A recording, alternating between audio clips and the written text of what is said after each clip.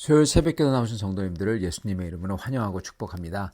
오늘은 이 재앙과 파리 재앙이라는 제목으로 출애굽기서 8장 16절부터 32절 말씀을 전하도록 하겠습니다. 여호와께서 모세에게 이르시되 아론에게 명령하기를 네 지팡이를 들어 땅에 티끌을 치라 하라. 그것이 애굽의 땅에서 이가 되리라. 그들이 그대로 행할세 아론이 지팡이를 잡고 손을 들어 땅에 티끌을 치매 애굽의 온 땅의 티끌이 다 이가 되어 사람과 가축에게 오르니 요술사들도 자기 요술로 그같이 행하여 이를 생기게 하려 하였으나 못하였고 이가 사람과 가축에게 생긴지라. 요술사가 바로에게 말하되 이는 하나님의 권능이니이다 하였으나 바로의 마음이 완악하게 되어 그들의 말을 듣지 아니하였으니 여호와의 말씀과 같더라. 여호와께서 모세에게 이르시되 아침에 일찍이 일어나 바로 앞에 서라. 그가 물 있는 곳으로 나오리니 그에게 이르기를 여호와께서 이와 같이 말씀하시기를 내 백성을 보내라. 그러면 그들이 나를 섬길 것이니라. 네가 만일 내 백성을 보내지 아니하면 내와 너와 네 신하와 네 백성과 네 집들의 파리떼를 보내리니 애굽 사람의 집집에 파리떼가 가득할 것이며 그들이 사는 땅에도 그러하리라. 그날에 나는 내 백성이 거주하는 고센 땅을 구별하여 그곳에는 파리가 없게 하리니 이로 말미암아 이 땅에서 내가 여호와인 줄을 네가 알게 될 것이라. 내가 내 백성과 네 백성 사이를 구별하리니 내일 이 표징이 있으리라 하셨다 하라 하시고 여호와께서 그와 같이 하시니 무수한 파리가 바로의 궁과 그의 신하의 집과 애굽 온 땅에 이르니 파리로 말미암아 그 땅이 황폐하였더라. 바로가 모세와 아론을 불러 이르되 너희는 가서 이 땅에서 너희 하나님께 제사를 드리라. 모세가 이르되 그리함은 부당하나이다. 우리가 우리 하나님 여호와께 제사를 드리는 것은 애굽 사람이 싫어하는 바인즉 우리가 만일 애굽 사람의 목전에서 제사를 드리면 그들이 그것을 미워하여 우리를 돌로 치지 아니하리이까. 우리가 사흘길쯤 광야로 들어가서 우리 하나님 여호와께 제사를 드리되 우리에게 명령하시는 대로 하려 하나이다. 바로가 이르되 내가 너희를 보내리니 너희가 너희 하나님 여호와께 광야에서 제사를 드릴 것이나 너무 멀리 가지는 말라. 그런즉 너희는 나를 위해서 간구하라. 모세가 이르되 내가 왕을 떠나가서 여호와께 간구하리니 내일이면 파리떼가 바로와 바로의 신하와 바로의 백성을 떠나려니와 바로는 이 백성을 보내어 여호와께 제사를 드리는 일에 다시 거짓을 행하지 마소서 하고 모세가 바로를 떠나 나와서 여호와께 간구하니 여호와께서 모세의 말대로 하시니 그 파리떼가 바로와 그의 신하와 그의 백성에게서 떠나니 하나도 남지 아니하였더라.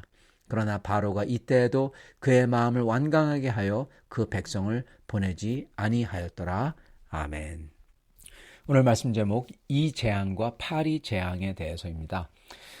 이 애굽 사람들은 그 당시 다른 지역 사람들과 좀 다른 점이 있었습니다. 애굽 사람들보다는 애굽 나라죠. 타 지역 사람들은요, 이 목축과 농업 이거를 겸해서 하면서 살았습니다. 이 메소포타미아도 마찬가지고 그리고 가나안 지역도 마찬가지죠. 근데 애굽만큼은 아주 유독 농업을 했어요. 왜냐하면 비옥한 나일강 하류에서 살았기 때문에 농업이 주가 되었습니다.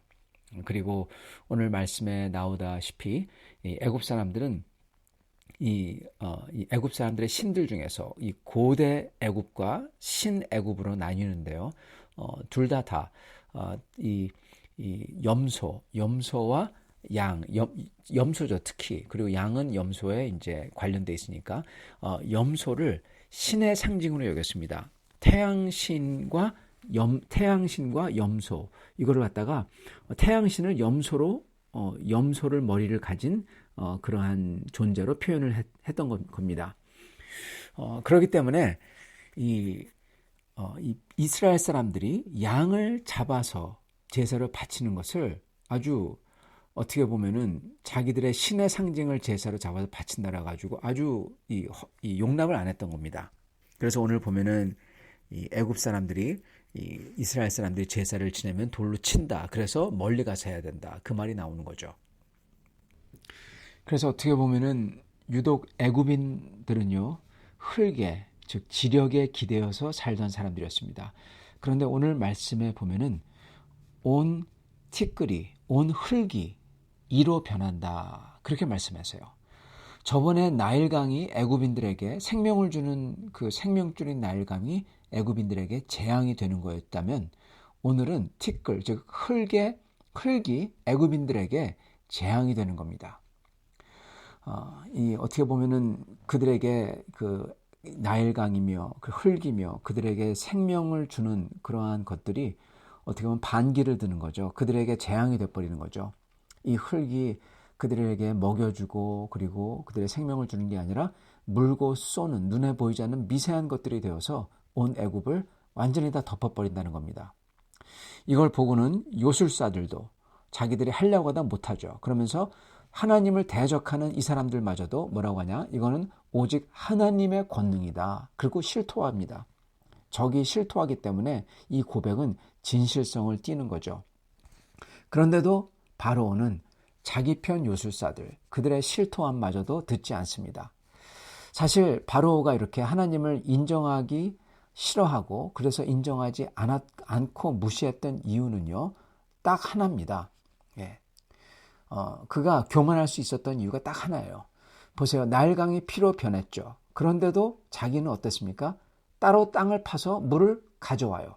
그래서 바로는 나일강이 피로 변하는 것을 보고 뒤로 확 돌아가지고 궁전에 들어가가지고 신경도 안 썼다. 그렇게 나옵니다. 자기는 물이 있어요. 물이 있다는 겁니다. 개구리가 사방에 막 들어오죠. 그래도 궁중은 궁궐 사람들이 쫓아내고 밀어내고 그렇기 때문에 자기가 직접 피부로 느끼지 못합니다. 예. 그리고 사람을 무는 이가 땅에 먼지처럼 많아져서 온 애굽을 괴롭혔는데 근데 궁전은요 어느 정도 높이 위치해 있습니다. 땅에 먼지에서 격리되어 있어요. 그러니까 어떻게 보면 직접 느끼지 못했던 겁니다. 즉 하나님이 치시는데 바로만 직접 느끼지 못하는 거예요. 자기 백성들은 다 고생하고 자기 백성들은 다 느끼는데. 그래서 여러분 바로가 인정하지 않고 무시했던 이유는 자기의 피부에 와닿지 않아서 그렇습니다. 이렇게 얘기하면 그렇지만 직접 말 그대로 피부에 와닿지 않는 겁니다. 그런데 이번에는 좀 달라집니다. 하나님께서 뭐라고 하시냐? 이제 하나님의 백성과 애굽 백성을 구분하시겠다. 그렇게 말하시면서 이제 앞으로 일어날 재앙들은 고센 땅의 이스라엘 사람들에게는 일어나지 않을 거다. 그렇게 말합니다. 요술사의 실토함도 믿지 않고 듣지 않으니까 이제는 아주 더 정확히 바로 네 눈으로 볼 수 있도록 가르쳐 주겠다는 겁니다. 고센 땅 확인해 봐라 그거죠. 그러시면서 바로가 직접 자기가 고센 땅이 없는 것을 확인할 수 있도록 해주시고 그리고 무엇보다도 이제부터는 말 그대로 직접 피부로 느끼도록 바로 네 피부로 느끼도록 해주겠다는 겁니다.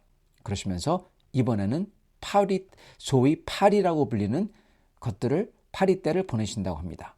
바로에게. 여기서 파리떼라는 말은요. 이게 말이 파리지 이거는 사람을 물고 쏘는 모래파리입니다. 이게 들어오는 겁니다. 워낙 애굽이 더우니까요. 그 당시 애굽의 집들은 다 창문이 열려 있었습니다. 예전에는 궁중에서 격리가 되었어요. 이가 뛰어가지고 궁중 높이까지 못 올라왔습니다. 근데 이번에는 날아서 때로 들어오는 물고 쏘는 모래파리들이 들어오는 겁니다. 바로도 피할 방법이 없는 거죠. 그래서 성경은 이번에는 애굽 땅에 재앙을 보낸다 그렇게 말씀하지 않으시고요. 뭐라고 말씀하시냐? 21절 네가 만일 내 백성을 보내지 아니하면 내가 너와 내 신하와 내 백성과 내 집들의 파리떼를 보내리니 24절 여호와께서 그와 같이 하시니 무수한 파리가 바로의 궁과 그의 신하의 집과 애굽 온 땅에 이르니 이렇게 기록합니다. 이번에는 애굽 땅에 보낸다고 하지 않고 직접 바로와 바로의 궁전을 거론하시면서 너에게 보낸다 하시는 겁니다. 바로에게 보낸다고 그래요. 바로가 느끼도록 해준다는 겁니다. 물고 쏘는 그런 아주 작은 모래파리들. 여러분 저는 이 아주 작은 모래파리를 경험해 본 적이 있습니다. 예전에 미국의 미시간 호수 백사장에서 거기서 이제 바닷가에 백사장 호숫가에 있었습니다. 바닷가 마리 호수지 바닷가 같죠. 근데 모래파리에게 그때 쏘여본 적이 있어요. 이것들은 너무 작아서요. 눈에 잘 보이지도 않습니다. 그리고 이것들은 얼마나 빠른지 몰라요. 파리 정도가 아니에요. 모기같이 느리지 않습니다. 정말 빠릅니다. 파리보다 훨씬 더 빨라요. 그리고 이게 때로 몰려다닙니다. 그래서 달려서 도망해야 돼요. 이 작은 것들이 날아다니면서 달려드는데 이걸 피하려면은 막 뛰어서 도망해야 돼요. 그래도 못 피합니다. 피하지 못해요. 그리고 모기와는 달리 정말 따갑습니다. 바로가 자기가 이제 쏘이고 누가 막아줄 방법이 없어요. 누가 쫓아줄 수가 없어요. 이거는요. 다 옆에 사람들이 막 쫓는다고 하더라도 그것들이 워낙 작고 한꺼번에 몰려들기 때문에 이거는 회피할 방법이 없습니다. 물속에 텀벙 들어가는 방법밖에 없어요. 아니면 차같이 밀폐된 공간 속에 들어가는 방법밖에 없죠. 바로는 이제 자기가 직접 쏘이고 물리고 피할 방법이 없어요. 피부로 느낍니다. 너무나 쏘이고 아픕니다. 그제서야 모세를 부릅니다. 이걸 없애달라고. 하나님께 간구해달라고 합니다. 자, 이거를 바로가 회개한다고 볼 수가 있을까요? 말로는 잘못했다고 하며 말로는 하나님께 간구해달라고 합니다. 그러나 바로는 또 끝에 뭐라고 합니까? 이스라엘 사람 보러 멀리 가지 말라고. 즉 모세와 하나님께 양보를 하면서도 양보했어요. 왜냐하면 가도록 허락을 했으니까요. 그러나 멀리는 못 가도록 합니다. 붙잡아 두려는 마음은 버리지 못한 거죠. 여러분, 하나님께 양보했다고 그게 회개가 아닙니다. 여러분, 양보는 반쯤이에요. 100% 해야지 그게 회개입니다. 근데 지금 바로는 가되 멀리 가지 마라. 양보를 했어요. 자기 딴에는. 근데 그거는 회개가 아닙니다. 이거는 죄를 회개한다고 하면서도 완전히 죄를 버리지 않는 것과 똑같습니다. 이건 회개가 아니며 이거는 구원에 이르지 못하는 반쪽짜리인 것입니다. 이거를 입증하듯이 바로는 파리를 거두어 가시자 또 마음을 바꿔버립니다. 언제 가라고 했냐고. 못 간다고 합니다. 바로는 마음을 굳히고 하나님 대적하는 것을 굽히지 않습니다. 이런 거를 보면요, 맨 처음에 하나님을 대적하기가 힘들어서 그렇지, 그렇게 한 번 하나님을 대적하면, 한 번 거짓말하고, 한 번 위증하고, 한 번 그리고 두 번 하나님을 대적하면 이제는 심지어 전능하신 하나님마저도 그의 전능하심을 보여주시고 그걸 피부로 느끼게 해주셔도 그게 다른 그 어떤 이유가 아닌 하나님이 하신 거라고 알려주며 보여주고 그거를 피부에 느끼도록 해주신다고 하더라도 고백하거나 실토하거나 회개하기 싫어한다는 겁니다.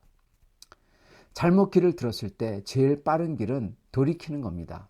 잘못을 느끼는 순간 비록 자존심이나 내 욕망이 그걸 허락하지 않고 계속 잘못된 길로 인도한다고 하더라도 그 순간 그것들을 던져버리고 그냥 주 하나님 앞에 엎드리는 게 제일 좋은 길이요, 빠른 길입니다.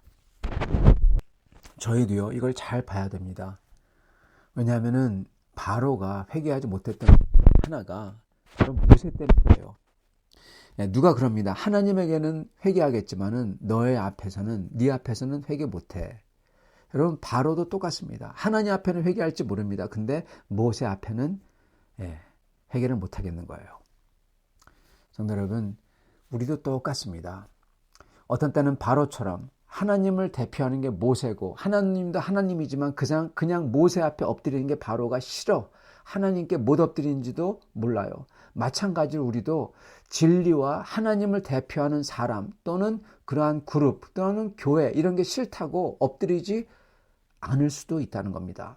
그러나 그거는 참으로 어리석은 마음입니다. 그건 진실을 앞에서 다른 부족한 사람들이라도 그들 앞에 굽힐 줄 아는 사람이 그게 성숙한 어른인데 그러지 못하고 진실과 공의를 위해서 다른 부족한 사람들이라고 굽힐 줄 모른다면 그건 아주 마음이 좁고 유아적인 마음인 겁니다. 어른이 아닌 거죠. 여러분, 근데 여기에 문제는 그러면 죽는다는 데 있습니다. 망한다는 데 있습니다. 영원히 생명을 얻지 못하는 데 있습니다. 저희는 그렇기 때문에 하나님께서 그의 어떠한 도구를 쓰셔서 가르쳐 준다고 하더라도 저희는 그 사람이 비록 부족하고 또는 그 사람이 싫다고 하더라도 그것 때문에 하나님께 나오지 못하는 그러한 우를 범하면 안 될 것입니다. 저희는 엎드릴 줄 아는 사람들이 되어야 됩니다. 하나님뿐만 아니라 부족한 사람 앞에서도 엎드릴 줄 아는 사람이 되어야 돼요.